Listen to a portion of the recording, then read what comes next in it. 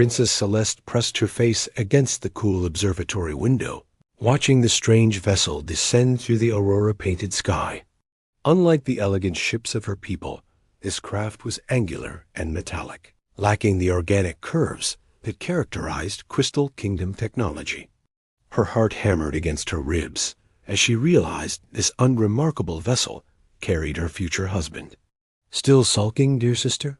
Prince Jasper's voice drifted from behind her, tinged with amusement. The tall, luminescent figure materialized. From the shadows, his skin casting soft purple patterns across the chamber walls. "I'm not sulking," Celeste replied, though her own bioluminescent patterns flickered with nervous energy.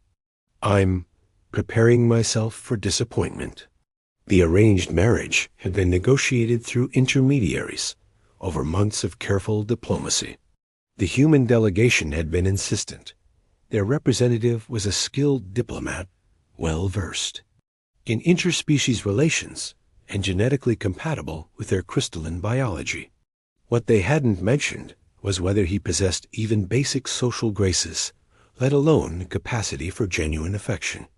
"The Council seems convinced this alliance will benefit both our peoples," Jasper said, settling beside her on the viewing platform. "Humans have resources we need, and we have technology they require. It's practical." "Practical," Celeste echoed bitterly. Her patterns shifted to deep blue, the color of sorrow among her people. How wonderfully romantic. Through the window, she watched ground crews directing the human vessel toward the landing platform. The ship touched down with none of the musical resonance that characterized Crystal Kingdom landings, just a harsh mechanical thud that made her wince. "Promise me something," she said suddenly, turning to her brother. "If this human proves to be completely insufferable, you'll help me find a way out of this arrangement." Jasper's expression grew serious, his light patterns stabilizing to a warm gold. "Celeste, you know I can't interfere with council decisions. This marriage treaty, I know what it represents," she interrupted. "But I also know that spending my life with someone I can't even communicate with properly will benefit no one. If he's as primitive as most humans, he won't understand our customs, our language patterns, or even basic emotional resonance." Siblings fell silent as they watched figures emerge from the human vessel. Most wore the standard dark uniforms typical of human diplomats, but one figure caught Celeste's attention. Even at this distance, there was something different about the way he moved, too fluid, too aware of his surroundings for an ordinary human. "Which one do you think is your intended?"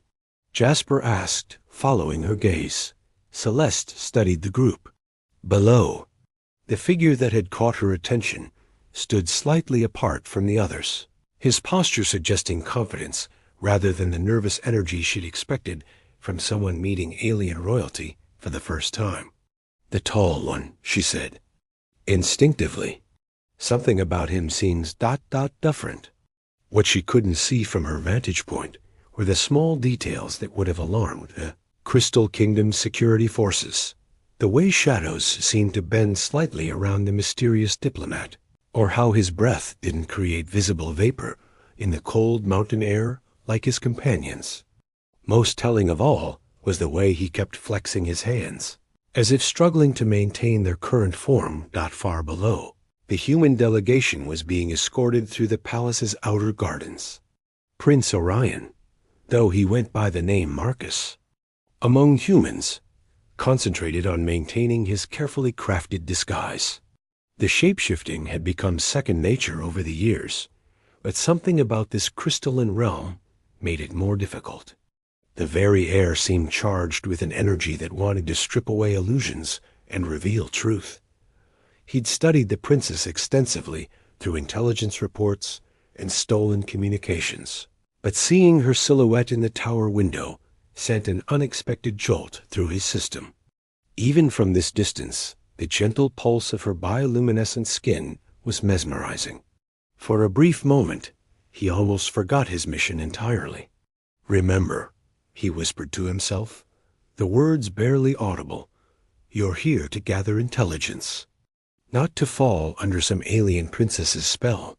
But as they approached the palace entrance, its crystalline spires, catching and reflecting light in patterns that seemed almost alive, Prince Orion found himself questioning everything he thought he knew about the Crystal Kingdom and about himself. Marcus, Prince Orion in disguise, followed the Crystal Palace guards through corridors that seemed to pulse with living light. Each step forward made maintaining his human form increasingly difficult.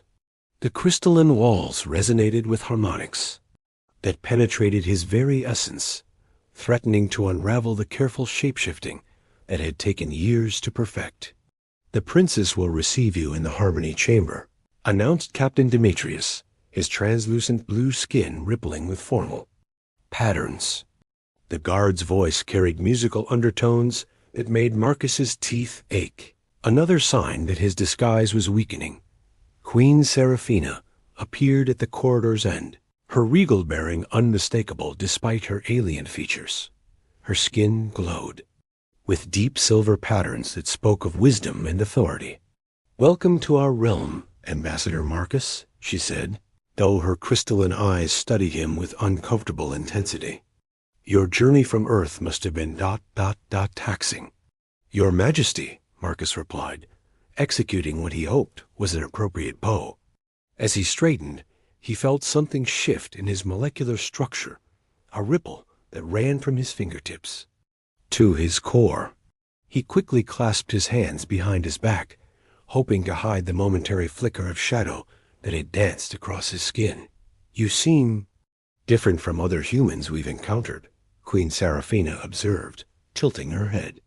"There's something about your energy signature that our sensors find unusual." Marcus forced a smile, drawing upon years of diplomatic training. "I've spent considerable time in deep space environments, Your Majesty. Perhaps that's affected my baseline readings." The lie came easily, but he noticed the Queen's patterns shift to a more cautious yellow-green. They entered the Harmony Chamber, where Princess Celeste waited beside a fountain of liquid crystal. The moment Marcus saw her clearly, his carefully maintained composure nearly shattered entirely. She was breathtaking, not just beautiful, but radiant in a way that made his borrowed human form feel crude and clumsy by comparison. Her luminescent patterns flowed like aurora across her silver skin, and her eyes held depths that seemed to peer directly into his soul. "Princess Celeste," he said, offering another bow. This time, the strain of maintaining his disguise caused a sharp pain behind his eyes, and for just an instant, his shadow on the chamber floor flickered into something distinctly non-human. Celeste's keen eyes caught the anomaly. Her bioluminescent patterns shifted to curious purple as she stepped closer. "Ambassador Marcus, you seem unwell. Perhaps the transition to our atmospheric pressure is affecting you?" "I'm fine," he said quickly, but as the words left his mouth, his voice carried a harmonic undertone that definitely wasn't human. Both the princess and queen exchanged glances, their light patterns communicating in ways his disguise couldn't fully interpret. Queen Seraphina moved to a control crystal, her fingers dancing across its surface. "Perhaps we should conduct a basic health scan, Ambassador. We wouldn't want our honored guest to suffer any ill effects from our environment." Panic flared in Marcus's chest. Any detailed scan would reveal his true nature immediately. "That's very kind, but unnecessary," he said, backing toward the chamber's entrance. "I just need a moment to—" The sentence died in his throat as the palace's warning crystals suddenly blazed to life. A deep, resonant tone filled the air, the sound of approaching danger. Through the chamber's transparent walls, they could see ships descending from the sky, their dark hulls bristling with weapons that looked disturbingly familiar to Marcus. Shadow Realm vessels, Queen Seraphina breathed, her patterns flashing urgent red. But that's impossible. The dimensional barriers were sealed decades ago. Marcus felt his disguise slip further, as adrenaline flooded his system. His human facade flickered like a faulty hologram, revealing glimpses of his true form, taller, more angular, with skin that seemed to absorb light rather than reflect it. Princess Celeste gasped, her hand flying to her throat. "You're not human," she whispered, her luminescence pulsing with shock and betrayal. "I can explain," Marcus began, but the words were cut short as the palace shuddered under enemy fire. Emergency crystals blazed throughout the chamber, casting wild patterns of light and shadow that made his failing disguise even more obvious. The royal family must reach the secure chambers. Captain Demetrius burst into the room, his patterns flashing urgent warnings. "The Shadow Realm ships are targeting the palace specifically." Queen Seraphine's gaze locked onto Marcus with sudden, terrible understanding. "You," she said, her voice carrying the weight of absolute authority. "You're one of them. This is an invasion, and you're their advanced scout." Marcus raised his hands, feeling his human appearance continue to deteriorate. "Your Majesty, I swear I'm not." Another explosion rocked the palace, and the harmonic disruption finally shattered his disguise completely. His borrowed human form melted away like mist, revealing Prince Orion of the Shadow Realm in all his dark, otherworldly glory. His skin was midnight black, shot through with veins of silver light. His eyes blazed with inner fire, and shadows writhed around him like living things. Princess Celeste stared at him in horror and fascination. "What are you?" she demanded, even as palace guards surrounded them both. "I'm someone who's made a terrible mistake," Orion replied, his true voice resonating with harmonics that made the crystal walls sing. Above them, the Shadow Realm ships continued their assault, and he realized, with growing dread, that his own people had found him and they weren't here for rescue. Prince Orion stood in the center of the Harmony Chamber, his true form finally revealed as shadow-wreathed guards surrounded him with crystalline spears.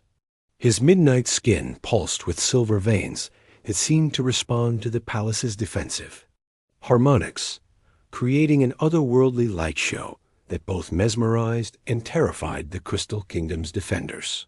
"Step away from the princess," Captain Demetrius commanded, his translucent blue form blazing with protective patterns. The spear points glowed with concentrated light energy, the natural weakness of Shadow Realm beings. "I'm not here to harm her," Orion said, his hands raised in surrender. His voice carried strange harmonics that made the crystal walls resonate like bells. "I know how this appears, but silence." Queen Seraphine's patterns flashed with royal fury. "Guards, secure the Shadow Prince while I contact the Council. This is clearly a coordinated attack." Princess Celeste stepped forward, her own luminescence flickering with confusion and something that might have been hurt. "You lied too." She said, her voice barely above a whisper. "Everything about you was a lie." Before Orion could respond, the chamber's main crystal display activated, showing Advisor Theron's familiar face. The elderly Shadow Realm counselor's image, projected from the lead attack ship, his expression grave. "Prince Orion," Theron's voice echoed through the chamber, "your mission has taken far too long. We've come to complete the objective ourselves." "Theron, no!" Orion shouted at the display. "I've learned things the intelligence was wrong. These people aren't planning to attack our realm. They're not our enemies." The advisor's aged features hardened. "Your extended exposure to their light magic has clearly compromised your judgment. Young prince, we'll extract you immediately and proceed with the original planned complete dissolution of their dimensional barriers." Queen Seraphine's patterns shifted to horrified understanding. Dimensional barriers? If those fail, our entire realm will collapse into the void between worlds. "That was the intention," Theron replied coldly. "The Crystal Kingdom has grown too powerful. Your light magic threatens the balance between dimensions. we cannot allow. You're wrong. Orion interrupted, shadows writhing around him with his emotional turmoil. I've spent weeks studying their society, their technology, their people. They're not building weapons. They're building defenses against something else entirely. Something that threatens all our realms. Through the chamber's transparent walls, they could see Shadow Realm soldiers rappelling down from their ships, their forms wreathed in darkness that seemed to devour the palace's protective light. Captain. Demetrius looked to his queen for orders, his spear still trained on Orion. Your Majesty, do we treat the prince as a prisoner or an enemy? Princess Celeste surprised everyone by speaking first. Neither, she said firmly, her patterns shifting to determine gold. If what he's saying is true, then he's the only one who might be able to stop this attack. Celeste, her mother warned, he deceived us all.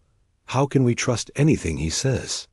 Because, the princess replied, stepping closer to Orion despite the guard's protests, his patterns don't lie. I've been studying Shadow Realm biology since we learned of this marriage arrangement. His bioluminescence might be different from ours, but the emotional resonance is universal. He's telling the truth. Orion stared at her in amazement. You can read my patterns? Barely, she admitted, her own skin pulsing with nervous energy. But enough to know you're genuinely distressed about this attack. You didn't want this to happen. Another explosion shook the palace, and the lights flickered ominously. On the display, Advisor Theron's patience was clearly wearing thin. Prince. Orion, you have 60 seconds to reach the extraction point, or we'll assume you've been compromised beyond redemption. What does that mean? Queen Seraphina demanded. Orion's expression grew grim. It means they'll consider me a traitor and target me along with your people. He turned to face the royal family directly, shadows coiling around him like living smoke. Your Majesty, Princess Celeste, I know I have no right to ask this after deceiving you, but I need your help. There's something threatening all our dimensions. Something my people don't understand. The Crystal Kingdom's research into dimensional stability. You've discovered something, haven't you? The Queen and Princess exchanged glances, their shared light patterns communicating in ways Orion couldn't fully interpret, but could sense were significant. The Void Seekers, Princess Celeste said finally. Ancient entities that consume dimensional energy. Our scientists detected their approach months ago.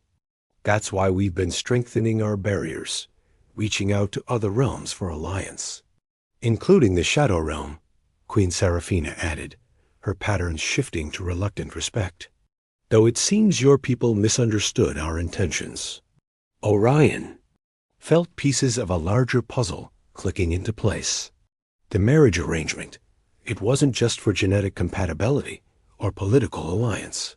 You needed someone who could bridge the gap between light and shadow magic. A guardian capable of wielding both energies, Celeste confirmed. Someone who could help seal the dimensional rifts permanently. As if summoned by their words, a new alarm began sounding deeper and more urgent than the attack warnings. Through the chamber's crystal walls, they could see reality itself beginning to warp at the edges of their vision, as something vast and hungry pressed against the dimensional barriers from the space between worlds. The Void Seekers had arrived, and now 3 civilizations faced extinction, unless light and shadow could somehow find a way to work together. The palace's crystal core blazed with emergency power as reality warped around them. Through the Harmony Chamber's walls, Princess Celeste watched in horror as sections of the garden simply ceased to exist, consumed by spreading patches of absolute nothingness. The Void Seekers hadn't even fully manifested, yet their mere presence was unraveling the fabric of her world. The dimensional barriers are failing faster than our models predicted, Queen Seraphina announced, her patterns flashing. Urgent calculations as she interfaced with the palace's central crystal. We have perhaps an hour before total collapse.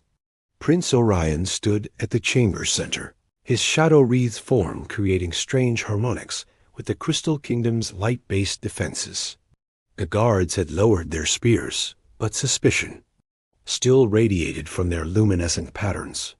"My people's ships are making it worse," he said, gesturing toward the display where Shadow Realm forces continued their assault. "Every weapon they fire creates micro-rifts that the Void Seekers can exploit. Then stop them," Captain Demetrius demanded. "Call them off." "It's not that simple," Orion replied, his silver-veined skin pulsing with frustration.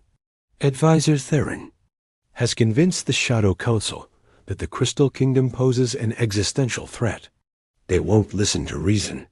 Princess Celeste stepped forward, her mind racing through possibilities.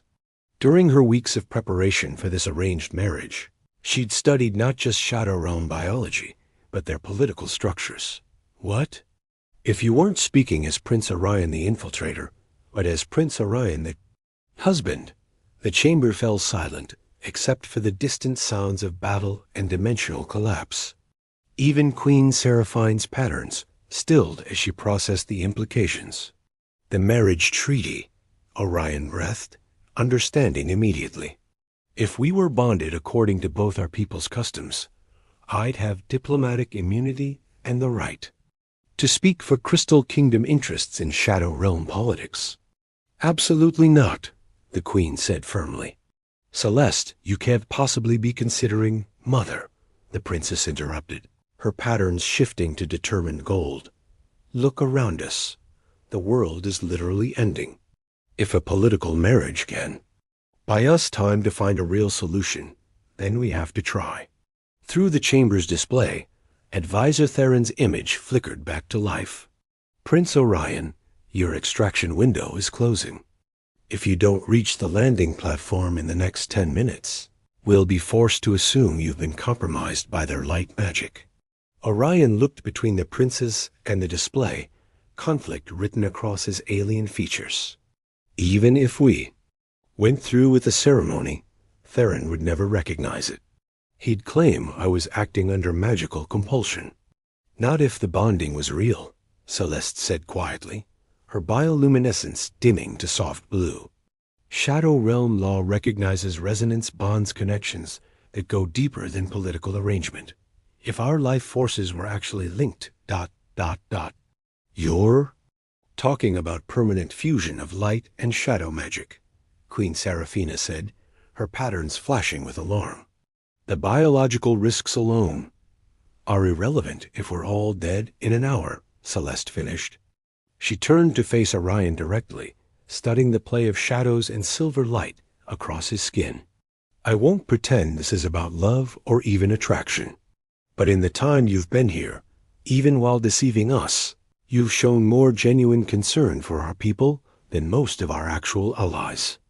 Orion felt something twist in his chest in emotion he couldn't quite name.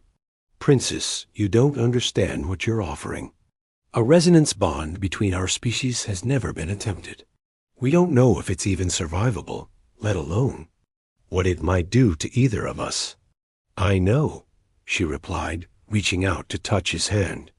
Where her luminescent skin met his shadow-wreathed fingers, sparks of impossible energy danced. "But I also know that doing nothing guarantees failure." Another section of the palace simply vanished, consumed by expanding void.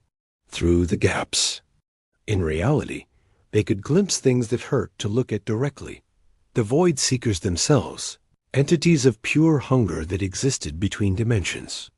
"The bonding ritual requires both our people's sacred elements," Orion said, his voice strained. "Living crystal and shadow essence, harmonized by genuine emotional resonance," Celeste finished. "I know. I've been studying your customs, too." She paused, her patterns shifting to something vulnerable and honest.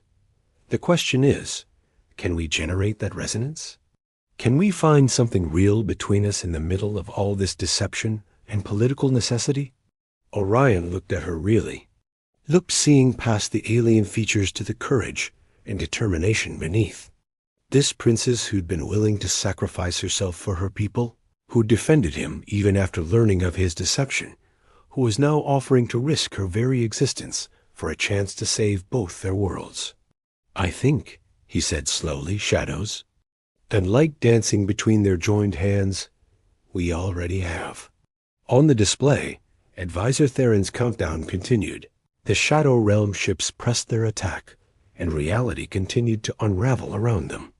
But in the Harmony Chamber, two very different beings looked into each other's eyes and found something neither had expected to discover: the possibility of genuine connection in the midst of cosmic catastrophe that the marriage ceremony would have to wait, however. First, they had to survive long enough to perform it. The Harmony Chamber had become the eye of a dimensional storm. Princess Celeste and Prince Orion stood hand in hand at the room's center, their combined energies creating impossible patterns of light and shadow that spiraled around them like a miniature galaxy. Queen Seraphina worked frantically at the central crystal, trying to maintain the palace's protective barriers as reality continued to fragment around them. "The resonance bond is forming," announced Master Vex, the Crystal Kingdom's chief harmonist, who had arrived despite the chaos outside. His ancient form glowed with deep purple patterns of concentration. But the process is being disrupted by the dimensional instability. Through the chamber's walls, they could see Shadow Realm ships still firing on the palace, their weapons creating the very rifts that allowed the Void Seekers to press closer to their reality. On the main display, Advisor Theron's face showed growing concern as his sensors detected the unusual energy readings from the Harmony Chamber. "Prince Orion," Theron's voice crackled through the dimensional interference, "whatever Forbidden's magic they're using on you, fight it. Your extraction ship is standing by." "Theron," Orion called out, his voice harmonizing strangely with Celeste's as their bond deepened, "you have to stop the attack. Every weapon discharge is feeding the Void Seekers." "The Prince speaks truth," Captain Demetrius added, his patterns flashing urgent warnings as he monitored the tactical displays.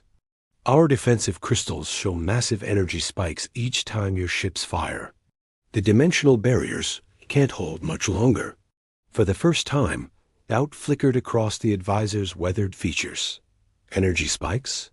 But our intelligence indicated your intelligence was wrong," Queen Seraphina interrupted, her royal authority cutting through the transmission static. "The Shadow Realm has been manipulated, just as you've been trying to manipulate us. The real threat comes from between dimensions." As if summoned by her words, the chamber's walls suddenly became transparent, revealing the true scope of the crisis. Beyond the immediate battle between crystal and shadow forces, vast tiers in reality showed glimpses of the void between worlds. And there, pressing against the weakening barriers, were the Void Seekers themselves, entities of pure hunger that looked like living darkness shot through with veins of anti-light. "By the eternal shadows," Theron breathed, his face pale with recognition. "The ancient warnings. We thought they were myths." "Not myths," Celeste said, her voice joining with Orion's in perfect harmony as their bonding process accelerated. "Historical records. The Void Seekers consumed three-dimensional realms before our peoples even evolved. Only the combined efforts of every surviving civilization managed to seal them away. And now someone has been manipulating our peoples into conflict," Orion added, shadows and light swirling around the joined couple as their life forces began to merge, weakening the barriers from within while the Void Seekers pressed from without. Master Vex's patterns shifted to alarmed understanding. "The resonance frequencies. The bonding process. It's not just joining your life forces. It's creating a harmonic bridge between our dimensional defenses." The realization hit everyone simultaneously. The marriage wasn't just political or biological, it was magical warfare on a cosmic scale. By joining light and shadow magic through genuine emotional connection, they were creating something that could reinforce the dimensional barriers themselves. "All Shadow Realm ships, cease fire immediately," Theron commanded, his voice carrying new urgency. Redirect all power to dimensional shield generators. Crystal Kingdom defenders, coordinate with Shadow Realm ships. Queen Seraphina ordered. Form a combined defensive perimeter. Through the chamber's transparent walls, they watched as ancient enemies became unlikely allies. Shadow Realm vessels moved into formation alongside Crystal Kingdom defenders, their combined energies creating a web of protection around the failing dimensional barriers. But it wasn't enough. The Void Seekers pressed harder, sensing victory within their grasp. Reality continued to fracture, and more sections of both Palace and Shadow ships simply ceased to exist. The bonding process, Master Vex announced, his patterns flashing with desperate hope. It's almost complete. But we need more time. Time we don't have, Captain Demetrius reported grimly. Barrier integrity at 15% and falling. Princess Celeste looked into Prince Orion's eyes, seeing her own determination reflected there. Together? She asked. Together, he confirmed. They stepped forward, moving toward the chamber's primary resonance crystal, a formation that had taken centuries to grow and was considered too powerful for any single being to interface with directly. But they were no longer single beings. The bonding process had made them something new, a bridge between light and shadow, order and chaos, crystal harmony and dark mystery. As their joined hands touched the resonance crystal, energy exploded, outward in patterns more complex than anyone had thought possible. Light and shadow danced together, creating new forms of magic that resonated with the fundamental frequencies of reality itself. The effect was immediate and overwhelming. The dimensional barriers didn't just stabilize, they began to actively repel the Void Seekers. The entities of anti-existence found themselves pushed back into the spaces between worlds. They're hungry. Forms unable to maintain cohesion against the combined harmonics of two previously opposed magical systems. Impossible, Advisor Theron whispered, watching from his ship as reality knitted itself back together. Light and shadow magic shouldn't be able to merge like that. They can when they're bonded by something stronger than magic, Queen Seraphina said softly, watching her daughter and her new son-in-law step back from the resonance crystal. Their forms had changed. Celeste now carried threads of living shadow through her luminescent skin, while Orion's darkness was shot through with veins of pure light. Love, Master Vex said with wonder in his ancient voice. Genuine emotional resonance between two vastly different forms of consciousness. It's not just created a political alliance, it's evolved both your species. As the immediate crisis passed and the Void Seekers retreated to whatever realm existed between realities, Princess Celeste and Prince Orion faced each other with new understanding. They had entered into this bond out of necessity, but somewhere in the process of saving their worlds, they had discovered something neither had expected. So, Celeste said, her new shadow-touched patterns dancing with amusement. Husband, what do we do for our honeymoon? Visit your parents and explain why you failed your infiltration mission? Orion laughed, the sound carrying harmonics that made every crystal in the chamber sing. I was thinking we could start by rebuilding the dimensional barriers properly. Make sure nothing like this ever happens again. Practical and romantic, she replied, taking his hand as they walked toward the chamber's exit. I think I could get used to being married to you. Behind them, Queen Seraphina and Advisor Theron began the delicate work of negotiating a formal peace treaty between their peoples. But the real work, the long, complex process of building a relationship between two very different beings who had just saved multiple dimensions, was just beginning. And for the first time since receiving news of her arranged marriage, Princess Celeste found herself looking forward to the future.